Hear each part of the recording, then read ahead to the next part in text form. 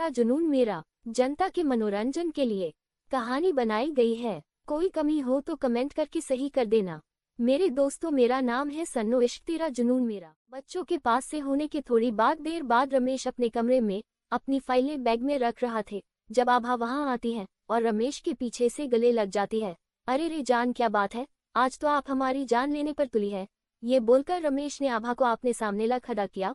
उन्होंने देखा तो आभा उनको देखकर मुस्कुरा रही थी। क्या इरादा है मैडम, सब ठीक तो है ना? कहीं आपको हमारे साथ एक कमरे में रहने का इरादा तो नहीं? ये बोलकर रमेश ने आभा को खींचकर अपनी बाहों में भर लिया।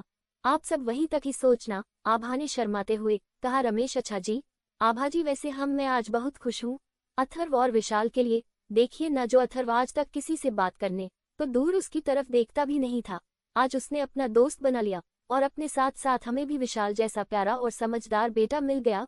विशाल भी कितना समझदार है ना, उसने इतनी कम उम्र में वो सब गम देखे हैं जो शायद कोई झेल ना पाए। आभा जो अभी खुशी से भरे अंदाज में बात कर रही थी, वह एकदम उदास हो गई। रमेश ने उनकी बात मुस्कुरा कर सुनी और फिर आभा की आंखों में झांक कर कहा, बात तो है मिसेज सिंघानिया, आखिर बेटा किसका है? और रही बात विशाल की, अपने देखा नहीं विशाल कितना हिम्मत वाला है, उसके लिए छोटी मोटी परेशानी तो कुछ भी नहीं है। आप देखना, हमारे दोनों बेटे एक साथ यूं ही सब चुनौती का सामना करेंगे। आभा जी बिल्कुल अपने सही कहाँ हैं। ये बोलकर वह रमेश के गाल पर किस कर लेती है। उनका मूड अब अच्छा हो चुका था। रमेश से बात करके हाय मार जावा गुड़ खा के, पर यह क्या मिसेज, मैं कोई बच्चा थोड़ी हूँ। रमेश ने आभा को मुस्कुराते हुए देखा, साथ ही एक टफ लुक दिया, जिसको देखकर आभा की आंखें बड़ी हो गई। वह उनकी चुंगल से निकल पाती तब तक बहुत देर हो चुकी थी। आभा के गुलाबी होठों पर रमेश के होठों का सख्त पहरा बैठ चुका था। रमेश ने उसको अपने सीने से चिपकाकर उनके होठ चूमने लग जाते हैं। ऐसे ही कुछ देर बाद वह दोनों अपना टाइम बिताकर बच्चों को स्कूल छोड़कर अपने ऑफिस चले जाते हैं। वक्त बीतता है और सबकी जिंदगी आगे चलने लगती है। इन्हीं दिनों में विशाल नीचे वाली एक खूबसूरती से रूम में शिफ्ट हो गया था। अथर्व और विशाल की दोस्त भी वक्त के साथ साथ और मजबूत हो गई थी। वहीं विशाल के कमरे में उसका हर जरूरत का सामान था। उसमें कपड़े, जूते, कीमती घड़ियां, हर वो चीज जो लड़कों के लिए जरूरी होती है। इस सब में विशाल का एडमिशन अथर्व के सबसे बड़े स्कूल में भी हो गया था। अब वह दोनों साथ साथ रहा करते थे। उन दोनों के एक दूसरे के सिवा और कोई दोस्त नहीं था। अगर कोई उनसे दोस्ती की पेशकश करता तो वह दोनों ही ठुकरा देते। अब पूरे स्कूल में ये दोनों घमंडी लड़कों में शुमार हो चुके थे। विशाल की पर्सनैलिटी अच्छी तो थी, पर हमारे अथर्व बाबू के आगे वह कल ही थे। इसलिए जहाँ विशाल की दीवानियां थी, तो वही लड़कियां अथर्व के लिए अपना दिल हाथों पर लिए फिरती थी। Rosewood baby happy home school. Atharva काफी देर से इधर से उधर हर जगह विशाल को ढूंढता फिर रहा था। कहाँ चला गया है यह विशाल का बच्चा? इतना बोलकर वह स्कूल के गार्डन में चला गया। तब उसने देखा विशाल एक बेंच पर एक लड़की के साथ बैठा हुआ था। वहीं इन दोनों की पीठ अथर्व की तरफ थी। अथर्व ने विशाल को देखकर अपनी आंखें छेती करी और उसकी पीछे से ही घूरने लगा। जब उससे अपना गुस्सा बर्दाश्त नहीं हुआ तो वह विशाल के पास जाकर सामने खड़ा हो गया। विशाल, अब बिल्कुल भी परेशान मत होना, मैं हूं ना, जब तक मैं यहाँ हूँ तुम्हें परेशान होने की बिल्कुल भी जरूरत नहीं है। अच्छा तो ये था तेरा जरूरी काम? ये बोलकर अथर्व विशाल को घूर कर देखता है। वहीं अथर्व को ऐसे अचानक अपने देखकर विशाल सकपका जाता है। फिर अपने दांत चमकाते हुए बोलता, अरे अथर्व, तू यहाँ क्या कर रहा है? अथर्व ने उसको घूरते हुए कहा, मैं तुझे ही ढूंढने यहाँ आया था, पर तू तो यहाँ। ये बोलकर वह उसके पीछे छिपी लड़की को देखने लगता है, जो विशाल की पूरी बॉडी से लगभग छुप ही चुकी थी। पर हमारे अथर्व बाबू की नजरों से कोई चीज छुपना भी चाहे तो नहीं छुप सकती है। विशाल ने अथर्व की आंखों का पीछा किया तो उसकी आंखें बड़ी हो गई। उसको पता था अथर्व को लड़कियों से अच्छी खासी चीड़ मचती है। उसका कारण एक ये भी था कि हर लड़की अपने आप उसके सामने पेश जो करती रहती थी, इसलिए उसकी ऐसी फजूल लड़कियां अच्छी नहीं लगती थी। विशाल ने अथर्व को टालने के मकसद से कहा, चल अथर्व, क्लास का टाइम हो रहा है। ये बोलकर वह अथर्व का हाथ पकड़कर उसको घुमाता है। पर यह क्या, वह फुर्ती से उससे हाथ छुड़ाकर उस लड़की की तरफ मुड़ता है और उस लड़की को देखकर गुस्से से चिल्ला पड़ता है, अथर्व ने किसको देख लिया है? कौन है वह जो अथर्व को गुस्सा दिला गया? भाई अथर्व, तुम? वही वह लड़की जो विशाल के पीछे दुबकी थी, वह अपनी आंखें पटपटाते हुए उसको देखती रहती है। विशाल ने अथर्व और उस लड़की को देखकर अपना सर पीट लिया। अथर्व अपने सामने खड़ी लड़की को देख रहा था, जो लगभग 6 से 7 साल की नाजुक सी बिल्कुल डॉल जैसे लग रही थी। उसने व्हाइट शर्ट और रेड कलर की छोटी सी स्कर्ट पहनी थी। बालों की 2 पोनी बनी हुई थी जो उसके कानों को छू रही थी। उस लड़की की नीली आंखें अथर्व को देखकर डर गई थी। वहीं उसकी छोटी सी नाक लाल हुई पड़ी थी। अथर्व जो उसकी तरफ घूर कर देख रहा था, उसकी भीगी आंखें और लाल होती नाक देखकर एकदम परेशान हो गया था, पर उसने जाहिर नहीं होने दिया। अथर्व को गुस्सा करते देखकर विशाल उस लड़की के आगे आ खड़ा हुआ। अथर्व ने उसे घूर कर देखा और वहां से चला गया। उसके जाने के बाद विशाल उस लड़की की तरफ पलटा। विशाल अपने घुटनों पर बैठ उस लड़की के दोनों हाथ पकड़, गुड़िया आप अपनी क्लास में जाओ, अब देखना आपको कोई भी परेशान नहीं करेगा। उसकी बात सुनकर गुड़िया अपनी मीठी आवाज में उससे बोली, पक्का ना, सच में कोई परेशान नहीं करेगा हमें बेस्टी। उसकी बात सुनकर विशाल ने आंखें झपकाकर उसको विश्वास दिलवाया। उसकी बात मानकर गुड़िया अपनी क्लास में जाने को तैयार हो जाती है। फिर विशाल उसकी क्लास में छोड़कर अपनी क्लास में भागता है। आज तो मैं गया, ये बोलकर विशाल अपने दोनों हाथ ऊपर करके है, भगवान मुझ मासूम को उस अड्डू से बचा लेना, ये बोलकर वह क्लास में जाता है। तभी से बात करने का मौका नहीं मिलता। अथर्व भी उसको आता देख उसे फुल इग्नोर कर देता है। क्लास खत्म होने पर विशाल अथर्व को खूब मनाने की कोशिश करता है, पर वह मानता ही नहीं। जहां जहां अथर्व जा रहा था, विशाल भी वहीं जाकर उसको मनाने की कोशिश करता है। अथर्व की भी अब बर्दाश्त से बाहर हो गई। उसने विशाल को देखकर कहा, स्टॉप इट विशाल, देख तो लो तुम कहाँ आ गए हो। उसके कहने की देर थी। विशाल ने उसकी बात सुनकर जब गौर किया तो वह अथर्व के साथ साथ उसके बाथरूम में घुस आया था। ये देखकर विशाल की आंखें बड़ी हो गए। उसने आसपास नजर डाली तो उसको अपनी तरफ बहुत सी नजरें दिखी जो उसको ऊपर से नीचे तक अजीब सी नजरों से देख रही थी। विशाल ने अपने कदम पीछे ले और सभी लोगों को एक नकली स्माइल पास करके वहां से 9-2-11 हो गया। उसके भागने पर अथर्व ने सुकून से सांस लिया। विशाल बाहर आकर गार्डन में टहलते हुए अथर्व का इंतजार कर रहा था। तभी उसको अथर्व आता दिखाई दिया। विशाल बाहर आकर गार्डन में टहलते हुए तभी उसको अथर्व आता दिखाई दिया। विशाल जल्दी से अथर्व के सामने जाकर खड़ा हो गया। अथर्व यार बता तो सही मेरी गलती क्या है। उसकी बात सुनकर अथर्व गुस्से से हो, रियली तुम्हें नहीं पता मुझे गुस्सा क्यों आ रहा है। एक तो क्लास से गुम हो गए, ऊपर से तुमने अपनी एक दोस्त भी बना ली, वाह, और मैं गुस्सा भी नहीं हो सकता, वाह वाह, अथर्व ने गुस्से से कहा। विशाल उसकी बात सुनकर अथर्व यार मैं सच में वॉशरूम गया था, तब मुझे वो मिल गई, तू जानता नहीं है कि। अथर्व हो अच्छा अब समझ आया, तू रोज वॉशरूम के बहाने उसी से मिलने जाता होगा है न, क्यों मैं सही बोल रहा हूँ ना, अथर्व ने गुस्से में कहा। विशाल उसका गुस्सा देखकर फौरन ना में अपना सर हिलाकर, नहीं अथर्व ऐसे कुछ नहीं है, तू गलत समझ रहा है, मैं तो सच में।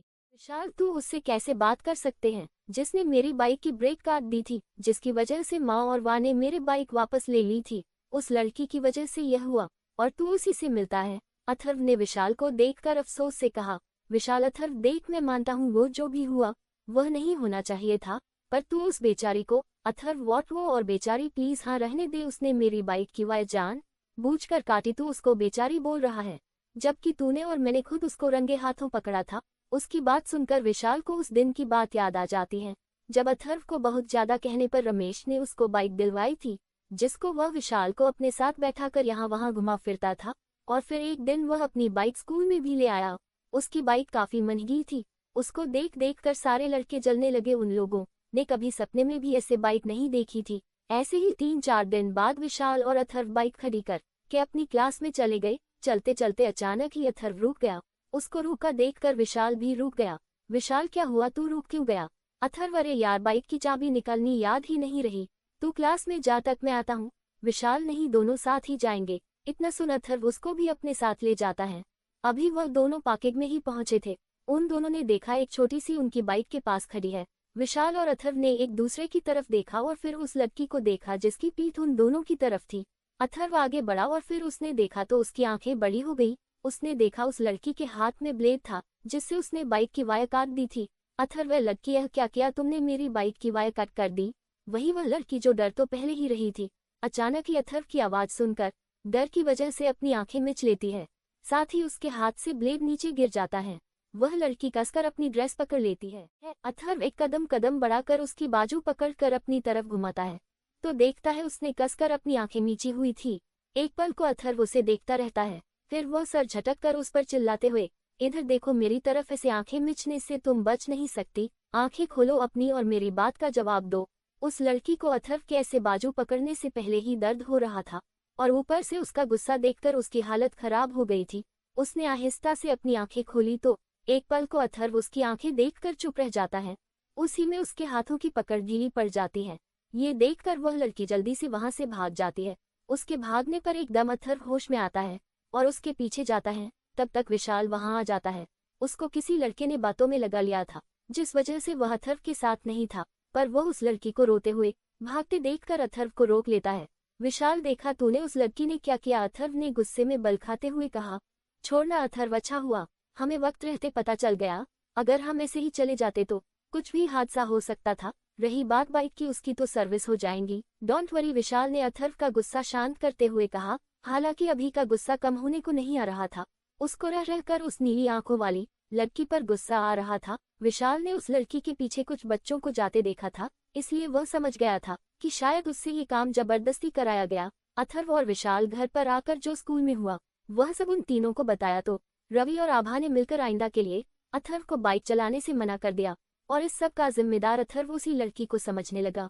फिर अक्सर ऐसा होने लगा, जब कभी उन दोनों का आपस में टकराव होता तो अथर्व उसको घूर कर देखता और उसका घूरना लो और वह लड़की वहां से ऐसे भागती जैसे गधे के सर से सींग। वह एक तरह से अथर्व से खौफ खाने लगी थी। विशाल ने एक दिन उस लड़की को एक बेंच पर बैठे देखा तो उसके पास आकर बैठ गया। विशाल ने उसकी तरफ देखा तो गोरा चेहरा रोने की वजह से लाल हुआ पड़ा था। विशाल ने अपना रुमाल निकाला कर उसको दे दिया।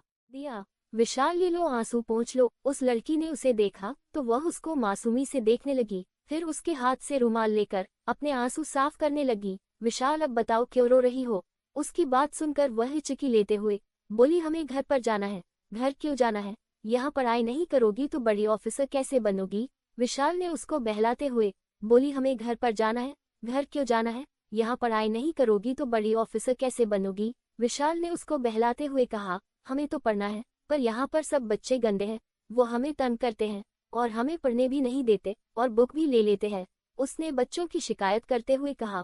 उसकी मासूमियत देखकर विशाल मुस्कुरा देता है और उसके फूले दोनों गालों पर पींच करते हुए कहा, सो क्यूट बेबी डॉल। उसकी बात सुनकर वह गुस्से से विशाल के हाथ खींच कर नीचे करती है और बोली है, I am a not baby doll, I am Roshni Singh. उसके ऐसे टशन से बोलने पर विशाल खिलखिलाकर हंसने लगता है और उसके सर पर प्यार से हाथ रखते हुए कहता है, भगवान ने मुझे कोई बहन नहीं दी, शायद उनको मुझे तुमसे मिलवाना था, जो इतनी क्यूट भी है। क्या तुम मेरी छोटी गुड़िया बनोगी? रोशनी उसको अपनी आंखें झपका झपका कर देखती है, फिर विशाल के फैले हाथ पर हाथ रखकर उसको इजाजत दे देती है। इसके बाद रोशनी विशाल को भाई और विशाल उसको गुड़िया बुलाने लगता है। फिर बातों ही बातों में विशाल उस दिन बाइक वाली बात पूछता है, तब वह उसे सब कुछ बता देती है।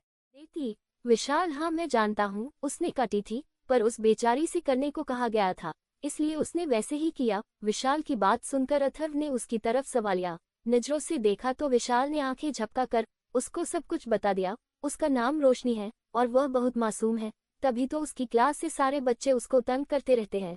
उस दिन उन्होंने रोशनी का फेवरेट टॉय ले लिया और उसको एक टास्क दिया कि उसको किसी की बाइक की टायर कट करनी है। पहले उसने मना किया पर वह लोग नहीं माने, तब उसने वो कर दिया।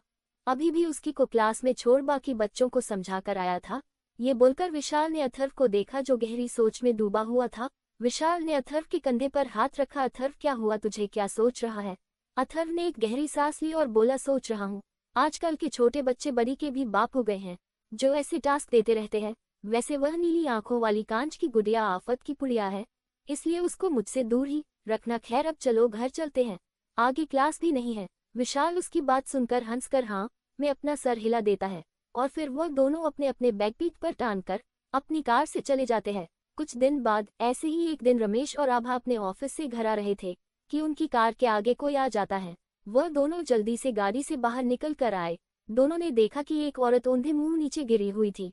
उसका छुलिया बहुत बुरा हुआ था, जैसे उसके साथ कुछ बुरा हुआ हो। रमेश और आभा ने एक दूसरे को देखा, फिर आभा आगे आए और उस औरत के कंधे पर हाथ रखा। उसके होने से उस औरत ने पीछे पलट कर देखा, वहीं उसको देखकर रमेश और आभा चौंक गए। नैना, तुम यहाँ और यह क्या हालत बनाई हुई है तुमने? अपने आभा ने जल्दी से आगे बढ़कर उसको ऊपर उठाया और उसे खड़ा करते हुए कहा। उसकी बात सुनकर नैना रोते हुए उसके गले से जा लगी। नैना, आभा, उसने मुझे धोखा दे दिया और मुझे तलाक देकर मुझे और मेरी बेटी को घर से बाहर निकल दिया। उसकी बात सुनकर आभा ने रमेश को देखा तो रमेश ने इशारे से उससे घर पर चलकर बात करने को कहा। फिर आभा ने भी वैसे ही किया। वह लोग जब घर पहुंचे तो शोभा जी, अथर्व और विशाल लाउंज में उन लोगों का ही इंतजार कर रहे थे, क्योंकि अब डिनर टाइम हो गया था, पर ये दोनों अभी तक आए जो नहीं थे। शोभा जी ने उन दोनों को देखकर कहा, आ गए आप दोनों, चलिए जल्दी से जाए और फ्रेश होकर आइए, डिनर टाइम हो गया है और आप दोनों की वजह से इन दोनों बच्चों ने भी खाना नहीं खाया। आभा और रमेश ने एक दूसरे की तरफ देखा और फिर दोनों साइड हट गए। उन दोनों के हटते ही जब शोभा जी और अथर्व विशाल ने देखा कि एक खूबसूरत सी और उसकी फिगर बिल्कुल कम उम्र जैसी लड़कियों की तरफ लग रही थी, जिसकी उम्र आभा जैसी थी, पर उसके पहनावे से वो कोई गरीब इंसान ही लग रही थी। शोभा जी ने पास जाकर देखा तो उसकी आंखें उसे देखकर नाराजगी से भर गई। वह नाराजगी से रमेश को देखती है और फिर बिना कुछ बोले अपने कमरे में आकर बंद हो जाती है। उनको ऐसे जाता देखकर दोनों बच्चे हैरान और परेशान हो जाते हैं, जिसका अंदाजा आभा को हो जाता है। आभा, चलो बच्चों, आप दोनों ऊपर कमरे में जाए, हम आप दोनों का खाना वहीं भिजवाते हैं। अथर्व और विशाल ने एक दूसरे को देखा और फिर उन तीनों को, जो अपनी सोचों में डूबे हुए थे, वह दोनों कोई बच्चे नहीं थे, कि पहचान न पाते कि घर में एकदम अजीब माहौल कैसे हो गया। पर इस वक्त वह दोनों कुछ बोलना ठीक नहीं समझते और वहां से चले जाते हैं। उनके जाने के बाद रमेश भी आभा और नैना को एक नज़र देखने के बाद वहां से चला है। उन दोनों के जाने के बाद आभा नैना की तरफ मुड़ती है और उससे बोलती है, आओ नैना, तुम कुछ देर आराम कर लो, फिर हम बैठे कर बातें करते हैं। पर आभा, आंटी जी, नैना थोड़ा हिचकिचाहट से बोली। आभा, माँ को अभी कुछ नहीं पता है, इसलिए शायद। खैर तुम आराम करो, मैं तुम्हारे लिए कुछ खाने को भिजवाती हूँ। ये बोलकर आभा एक फीमेल सर्वेंट को आवाज देकर बुलाती है, मीना यहाँ आओ। उसकी आवाज सुनकर मीना फौरन भागती हुई वहां आती है। जी मैम साहब। आभा, मीना, इनको गेस्ट रूम में ले जाओ और इनका ध्यान रखना, इनको किसी भी चीज की जरूरत हो इन्हें दे देना। उसकी बात सुनकर मीना अपना सर हाँ में हिला देती है। वहीं नैना आभा को बड़े ध्यान से देख रही थी। उसको पता भी नहीं चला कि कब आभा वहां से चली गई। जब मीना ने उसको चलने को तब जाकर वह संभली और उसके साथ अंदर चली गई।